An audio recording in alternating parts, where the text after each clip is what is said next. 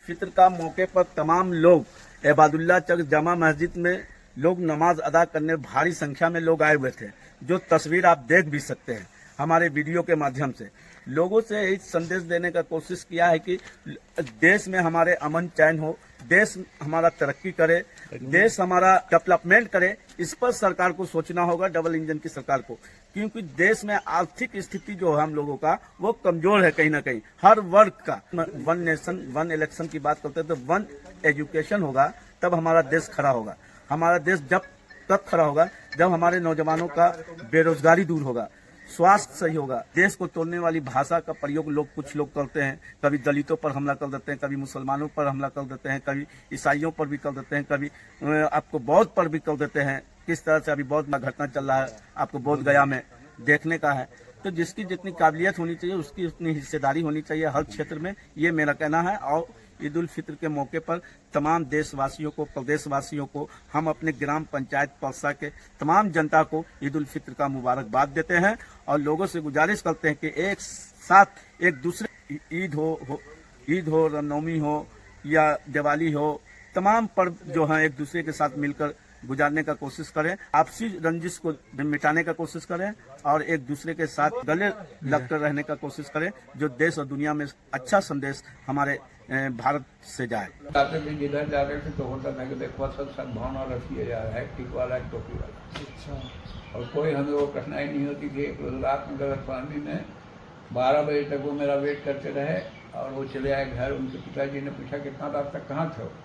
कहा कि हम सरपंच साहब के इंतजार में रुके। सर हम डायरेक्ट चले आए, वहाँ रुके नहीं। और दूसरे दिन जाकर के पुराने मुखिया थे वो, उनके पिताजी, तो उन्होंने प्रणाम किया तो वो बहुत गुस्सा हुआ हम पर। अच्छा। कहा कि सलाम नहीं लेंगे आपका। तो कहा कि इस बात की रंजिश है, नहीं आप बहुत गलत काम किया है। कान पकड़ा हमने अपना, कहा कि गलती हो गई होगी तो बैठिए, उठा बैठी करा दे, जितना बार कहिए। अच्छा। कहेंगे नहीं इससे काम नहीं चलेगा और सजा बताइए। तब छड़ी लेके चलते थे, हम कहा छड़ी से दिखा मार दिया, आहिस्ता मारेगा, दुबले पतले आदमी हैं। तब खेल कर उन्होंने कहा कि आप तो सरपंच साहब हैं, सबका फैसला करते हैं, आप रात 12-1 बजे तक कहाँ थे जी? आप हमको मार सकते हैं। और गुस्से से कांप रहे थे, वो ओल्ड आदमी थे। तो हमने कहा कि ऐसा तो आप संस्कार हमको नहीं दिया है। कहा कि आपको विश्वास है कि हम आपको मारेंगे? ये नहीं सभी सोचा है जी। तो बहुत खुश हुए और कहा कि देखिए ये सब बुरे लोग करते हैं, क्रिमिनल माइंडेड जो हैं, ये लोग न्यूसेंस क्रिएट कराते हैं। लेकिन अगर किसी के साथ भी हो गया, आपके साथ होगा तो क्या होगा? हेडिंग ये बनेगी कि एक मुसलमान को हिंदू ने मार दिया तो हम सब हिंदुओं का सर झुक जाएगा, हम अच्छे नागरिकों का। या एक हिंदू को मुसलमान ने मार दिया तो अच्छे मुसलमानों का सर झुक जाएगा। इसलिए आप इतना रात में जो आया है, हम पूरी रात जिस वक्त मार दूंगा हम नहीं सोए हैं और गुस्सा में हम नहीं सीखे आते। तो हम कहा कि फांसी जिसको सजा होती है ना, उसको भी एक मौका दिया जाता है कि अपनी सफाई में कुछ आप कह लीजिए। तो हमने अपनी मजबूरी बताया कि मेरे भगनी की शादी थी जो 12 का मुझे जगह जाना था, लेकिन 11 था और मैं उन लोग कह रहे हैं कि नहीं उसमें दूर जाएंगे नहीं, 12 बेटा जाना था क्योंकि हर जगह टेंशन है।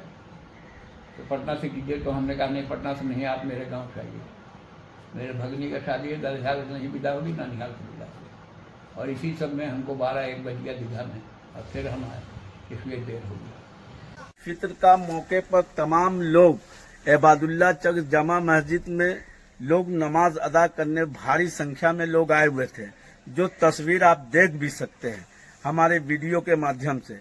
लोगों से यही संदेश देने का कोशिश किया है कि देश में हमारे अमन चैन हो, देश हमारा तरक्की करे, देश हमारा डेवलपमेंट करे। इस पर सरकार को सोचना होगा, डबल इंजन की सरकार को, क्योंकि देश में आर्थिक स्थिति जो है हम लोगों का वो कमजोर है कहीं ना कहीं, हर वर्ग का। वन नेशन वन इलेक्शन की बात करते हैं तो वन एजुकेशन होगा तब हमारा देश खड़ा होगा।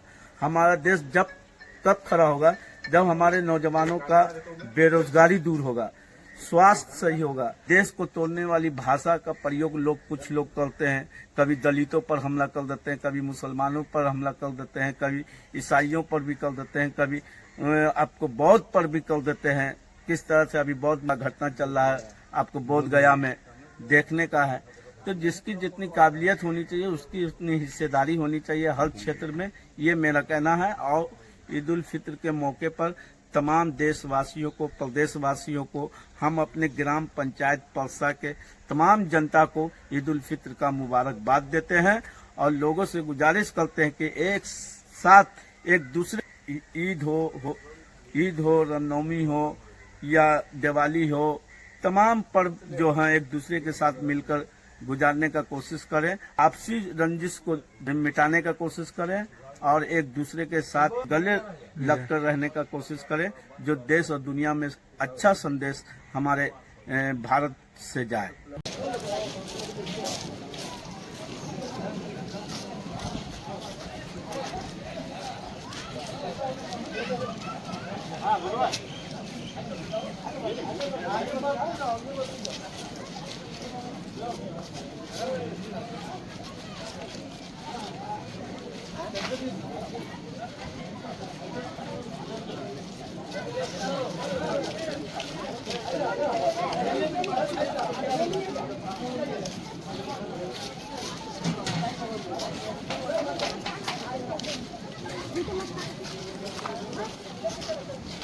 आगे सगत भैया